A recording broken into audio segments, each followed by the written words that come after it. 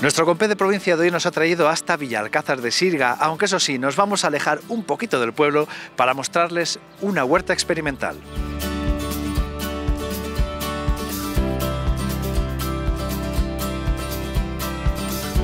Muy cerquita de Villalcázar de Sirga se encuentra esta huerta, una huerta, podríamos decir, experimental que ha puesto en marcha Emilio Medina, quien nos acompaña. Muy buenas, lo primero de todo. Muy buenas, ¿qué tal estás? Encantado de estar aquí, aunque el viento no acompañe mucho hoy, pero yo creo que nos va a permitir conocer a fondo no solo la huerta, sino la historia de Emilio y el por qué ha decidido apostar por, vamos a decirlo así, cultivos diferentes. Vamos a empezar por el principio. ¿De dónde le viene ese gusanillo por este mundo de la horticultura? Principalmente, bueno, por la alimentación, ¿no? Que buscaba una alimentación un poco más sana y cultivar mis propios alimentos.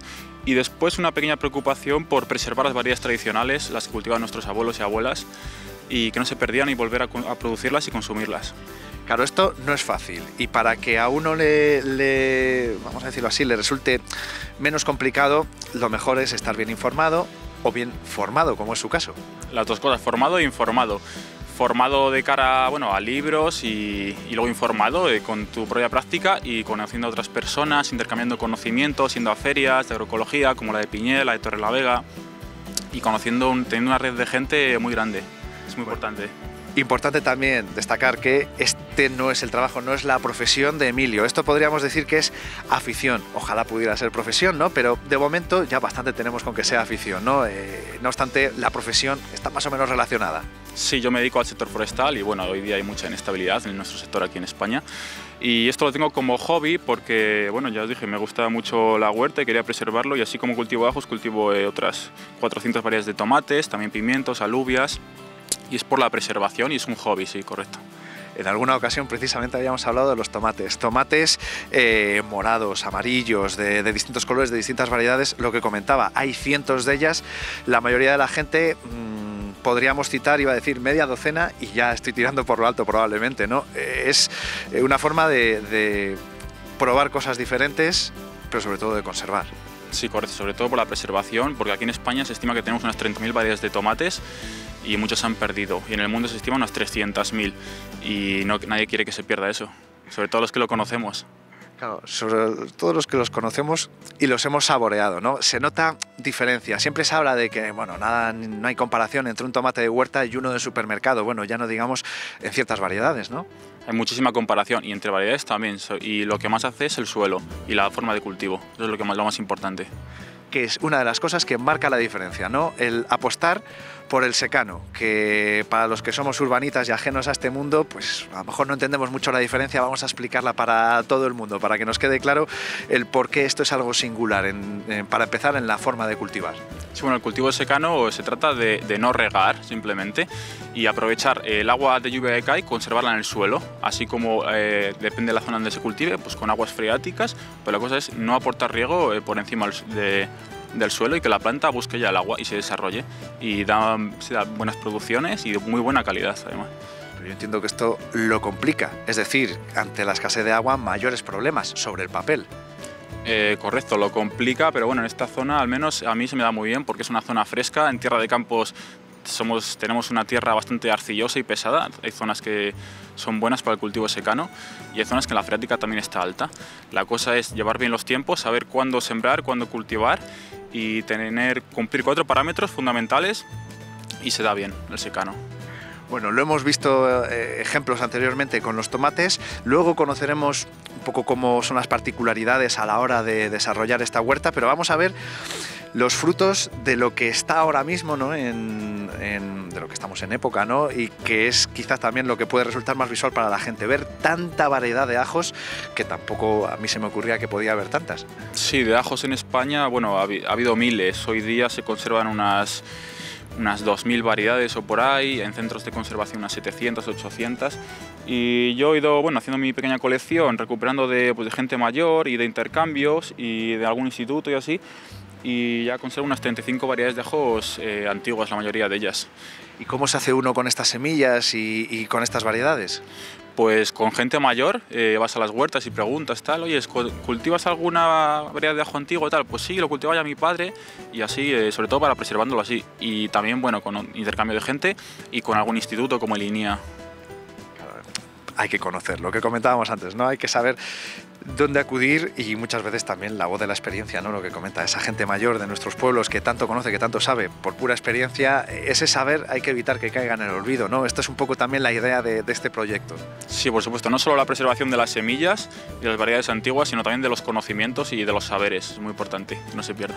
Bueno, todo ese conocimiento lo está reuniendo Emilio y lo está reflejando, como decíamos, en todas estas variedades que vemos sobre la mesa. Hay muchas, no sé qué nos puede contar de ellas, qué las puede distinguir, qué puede llamar más la atención. Por ejemplo, tenemos aquí un ajo de Falces, es de un pueblo de Navarra, y este ajo tiene una historia del siglo XVII, en el que en ese pueblo había diezmos y primicias, unos impuestos para pagar al marqués de la iglesia de los campesinos, a las legumbres, a los cereales, pero no había el ajo porque no se cultivaba.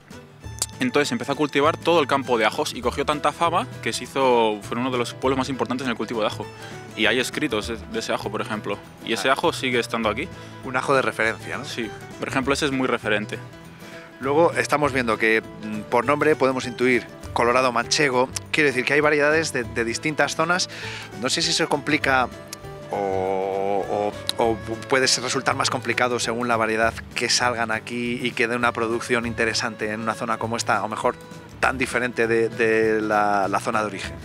Sí es verdad que el ajo se nota bastante que los ajos de aquí, los que he recogido por estas zonas, se dan mucho mejor, sacan mejor tamaño y mayor producción. Pero bueno, realmente todos producen y por la preservación está bien. Por ejemplo, tenemos aquí estos ajos de Benijo San Andrés que son de Tenerife. Y estos son ajo porros, que es más que un ajo, es un puerro, pero que produce bulbos. Y estos ajos vienen de Canarias, de Tenerife, y ya los cultivaban los guanches antes que llegaran los castellanos a Canarias. O sea, que ya tenían el ajo antes de que llegásemos nosotros, ya tenían ajo por allí. Yo, por puro desconocimiento, ¿ajo y puerro, familias distintas? No, misma familia, diferentes especies. Claro, me llama la atención. El puerro le veo absolutamente diferente al ajo, ¿no? Entonces me resulta curioso, me llama mucho la atención. Vemos lo que comentaba, los tamaños tienen que ver con lo que decía, quizás, con que sean de distintas zonas y que vemos el castellano, que por ejemplo es el que estamos más acostumbrados a ver y que por tamaño más llama la atención o más destaca. Sí, bueno, realmente ahora mismo en la época que estoy, pues no son los más grandes estos, los hay, pero los hay mucho más grandes. Y sí, los que mejor se dan aquí, los mejor se conservan, que es castellano, que viene de Rea de Pisuerga, el de Antigüedad, y los zamoranos. Y sobre todo, en lo que más se caracterizan es que te aguantan casi un año entero, incluso más de un año preservado en la despensa, sin congelación, sin frío, simplemente al aire, colgado en una ristra o en cajas, y no se ponen malos, ni se espigan, ni nada. Estaba pensando que también el ajo es un producto que se utiliza mucho, se valora mucho en la cocina española, no sé si más allá, quiero decir que a lo mejor también tenemos tantas variedades aquí porque es algo muy tradicional, muy nuestro, no sé si fuera de nuestras fronteras es algo tan habitual. No tanto como aquí, sobre todo en la zona mediterránea donde más algo se cultiva, pero hoy día se está consumiendo, no cultivando, pero sí consumiendo mucho ajo en el extranjero y sobre todo ajo español. El ajo morado de las Pedroñeras ha cogido mucho renombre, en Estados Unidos sobre todo. Por algo será. Algún embajador tendremos por allí también que nos lo vende bien. Vemos también alguna variedad que a mí también me llamaba la atención, porque son muy diferentes, hay algunas muy diferentes, pero en este caso, claro, ya por el color también llama la atención, porque no tiene ese tono blanquecino, incluso morado, que pueden tener los ajos habituales. Sí, esos son escaluñas o escalonias, como se llaman por aquí, y es como, no es una cebolla realmente, pero es de la familia de cebollas, y es como una cebolleta que se reproduce sexualmente por bulbos. Y bueno, tiene características, es un poco más dulce, pica un poco menos y es muy rica. Quien prueba chalotas, que también se le conoce chalota o chalota francesa, dice que no vuelve a comer cebolla, no vuelve a cocinar con cebolla. Bueno, habrá que hacer la prueba. Claro, yo entiendo que puede notarse mucho la diferencia entre la chalota y el ajo tradicional, pero entre los diferentes ajos ¿hay tanta diferencia como a lo mejor quizá la podía haber o se podía notar con los tomates de distintas variedades? Sí existen diferencias, pero yo no las saco todas. Es complicado el ajo. Sí, porque habría que comerlo crudo y yo no me atrevo a comer todas estas variedades crudos. Entonces al cocinarlo se pierde muchas propiedades, se pierde un poco el sabor y ya no le sacas tanta característica. ¿Qué estaba pensando? Igual si les comemos crudos lo que perdemos es amigos. Pues sí. No, pero es verdad que el ajo además tiene muchas propiedades y muchos beneficios. No lo olvidemos, que también la razón de ser del ajo muchas veces en la cocina es por el sabor, pero también por lo que ofrece de beneficioso. Sí, es muy bueno sobre todo para el corazón y para la sangre. Es un tónico cardíaco muy bueno el ajo. mejor que salir a correr, comer ajos crudos. No sé si tanto como eso, pero claro, todo esto, todas estas variedades, entiendo que en casa están encantados con poder disfrutar de todas ellas, ¿no? Con el proyecto, por lo bonito que es, pero sobre todo por los resultados que da.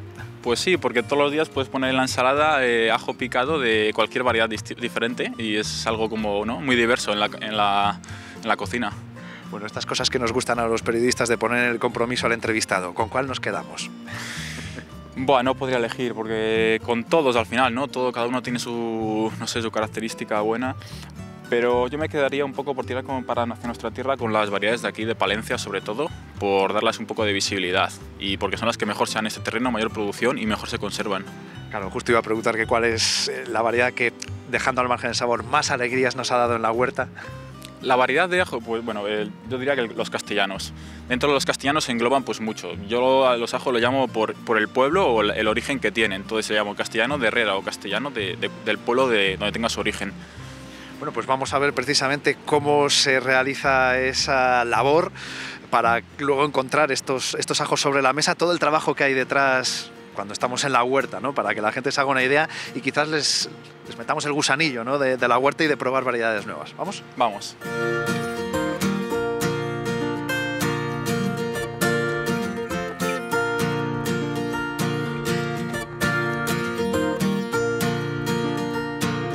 Bueno, luego contaremos también detalles de cómo está distribuida la huerta, que eso también tiene su razón de ser. Entiendo que esta es la herramienta con la que empezamos el proceso, más o menos.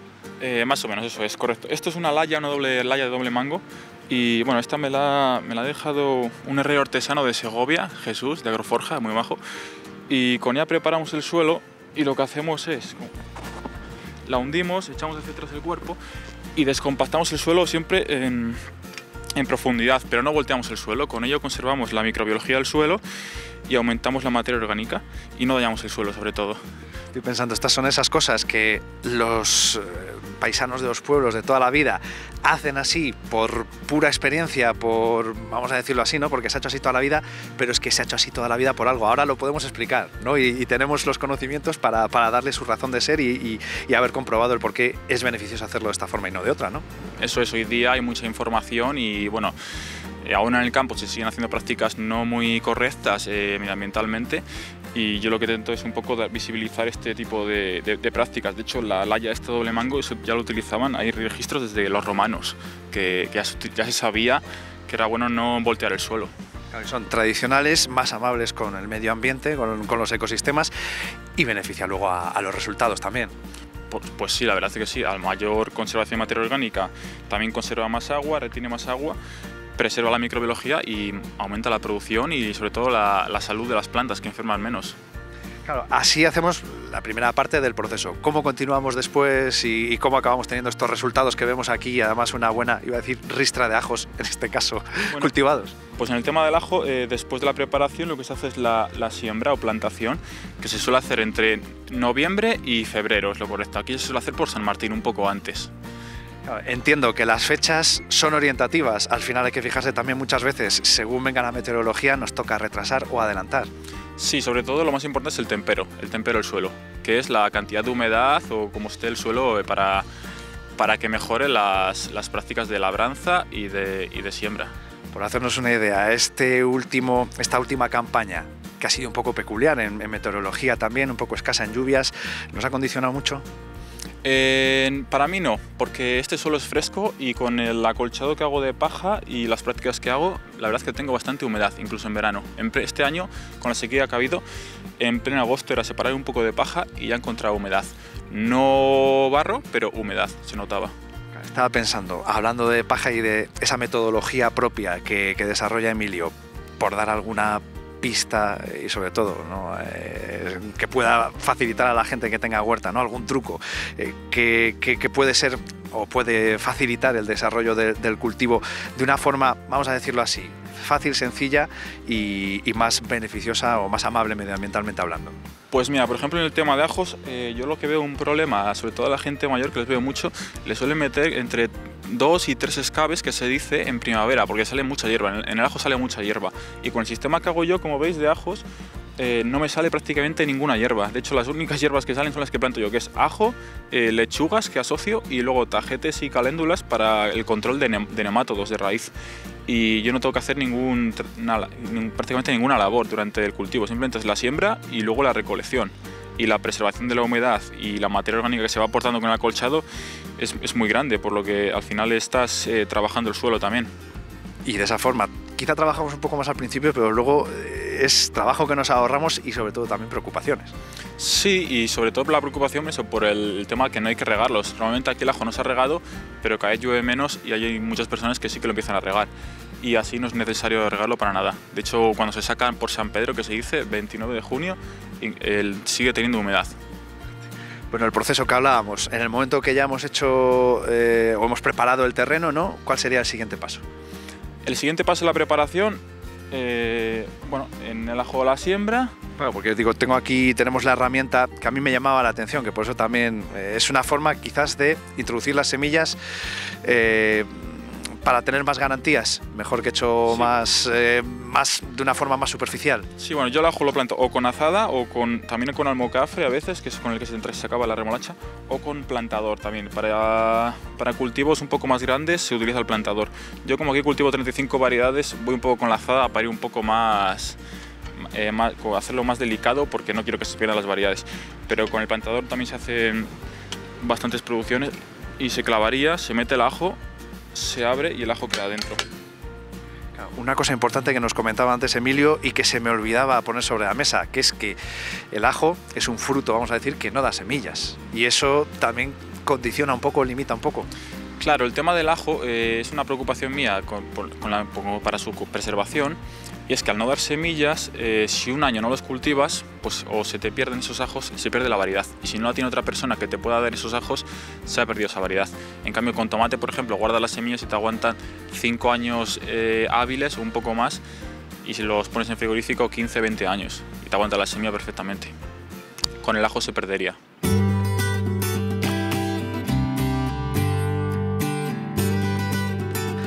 Bueno, vamos a ver el resultado, o por lo menos algo que ya está en su momento, que es el ajo fresco.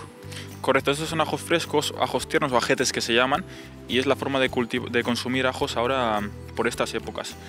No es más que el ajo, como los que están sembrados que habéis visto antes, pero sin haber hecho bulbo. Y es una forma de consumo así, se puede comer en ensaladas, en fresco o cocinado, y está muy bueno en revueltos. Claro, yo lo he oído con ajetes, ¿no?, de toda la vida. Esto ya sí se me parece un poco más al puerro, que hablábamos antes de que si eran familias distintas, esto ya se me parece un poco más, ¿no?